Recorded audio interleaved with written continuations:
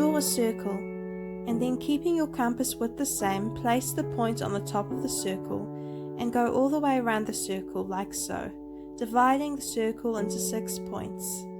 Then draw a triangle, connecting 3 of the points like so. Place your compass point in the center and reduce your compass until the lead touches the inner edges of the triangle.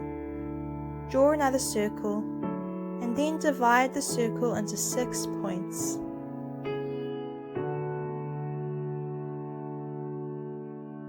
Next, measure another triangle within the smaller circle.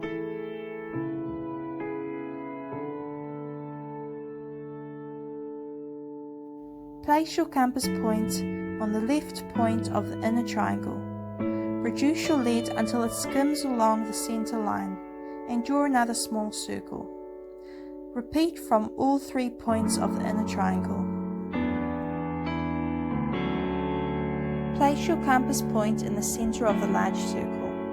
Draw another circle from the outer edge of the 3 inner circles.